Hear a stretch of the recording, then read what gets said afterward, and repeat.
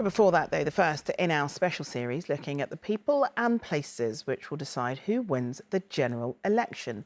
Using exclusive analysis of data by Professor Jane Green and her team at the British Election Study, ITV News has heard from the key voting groups and visited the main battlegrounds. Well, tonight we examine what the path to victory could look like for Labour and what seats the Conservatives need to hang on to. If Labour is to win, it needs to regain the traditional seats it lost in the last election.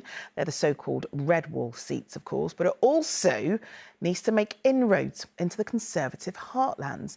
So what do voters think? Here's our UK editor, Paul Brand.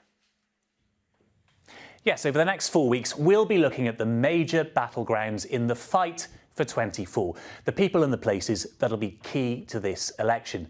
And the obvious location to start tonight on the path to power is in the Red Wall, of course, where the Conservatives stole bricks from Labour at the last election to construct a huge majority in Westminster. But how has it been holding up since? Well, let's take a look at the extraordinary change in fortunes for the party. This polling has been pulled together for us by the team at the British Election Study, who'll be providing data for us throughout the campaign. And here's the massive lead that the Conservative Party had at the last election over Labour. They were polling around 50% of the vote. But three extraordinary electoral shocks have happened since then. First, you've got the COVID pandemic. All those questions swirling around about the government's performance. Its support drops by about 10 points. They recover a bit after the COVID vaccines are rolled out here, but then Partygate hits and they drop another 10 points. Labour actually overtake them here for the first time since the last election. And then a year or so later, the Liz Truss mini-budget sees their polling plummet by almost another 10 points. And as you can see, it never really recovers here, not significantly at least, which is dramatically illustrated by this second graph. This is the change in support for a government between elections. The Conservatives went into this election in 2024 20 points behind where they were in 2019. This is a record fall in support, leaving not just the red wall in the north, but the blue wall too in the south looking vulnerable, as we found out when we travelled to both.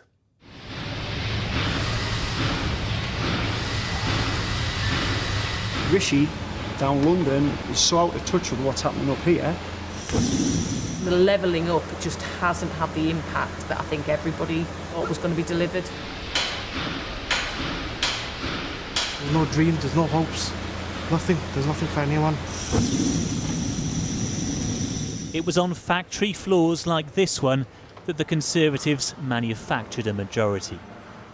Even here in Tony Blair's old seat of Sedgefield in North East England, Boris Johnson made his advance.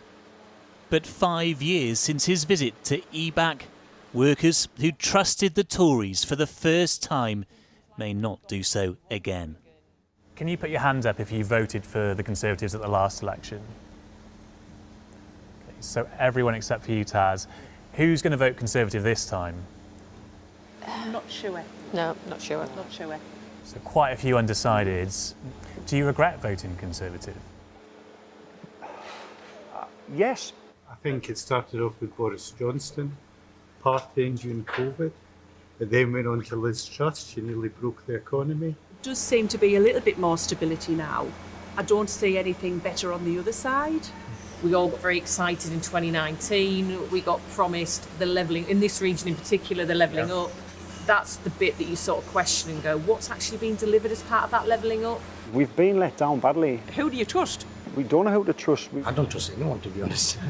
I've lost trust with everyone. That's all it's down to. Which one do you trust? I don't know if Labour will do a better job.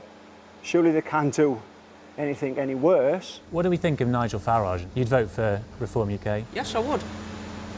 When I come to work in the morning, I want to work for a British manufacturer. British manufacturing. Not something foreign. Now, every government that's been in here, they don't care about the British person, the British worker. I'm afraid of him and his party. It's colour my skin. He said it openly, Muslims are going to be shouting Allah Akbar on the streets. Come on, man. You want this guy to run this country? This country is a multicultural country. If you're going to say that, you're dividing people. Pamela, could the Conservatives still win you back? It probably will be my default position. even though you don't feel great about it. Even though I don't fit, because what's the only other choice is to not to turn out and vote. That anger, mixed with apathy, might return Northern Heartlands to Labour. But their path to power leads further south, as ITV's election analyst will tell you. The Labour Party actually has a huge mountain to climb in terms of the number of seats they have to win just to win a majority. So they have to win the red wall back, and that looks pretty likely, very likely in fact. Now they have to win support in towns, in rural areas, in coastal areas, precisely the parts of the country where the Conservatives were doing better last time.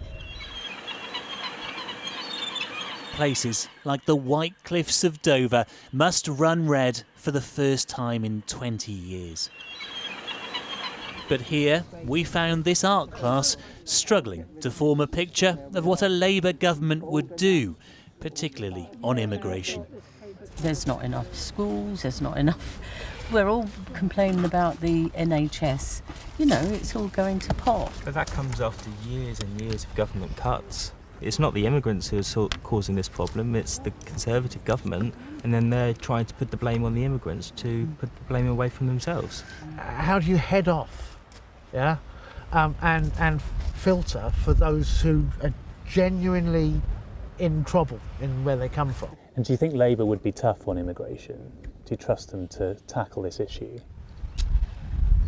No. I think they've let the gate open, haven't they? The floodgates have opened. And I think we only know the tip of an iceberg. For the first time, I'm thinking of voting Labour. Right. A big change for you then? It would be a massive change. Actually, personally, quite like Keir Starmer, mainly because I don't regard him as a particularly strong Labour man, in the sense I think he's far more in the centre of politics. He's not exciting though, is he?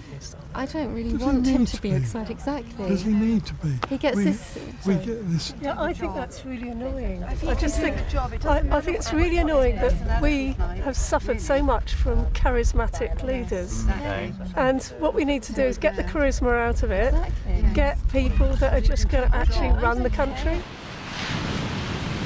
Who runs it and with what authority will depend on seats like Dover and Deal. Nowhere is a better reminder of how far Labour must climb. Paul Brand, ITV News.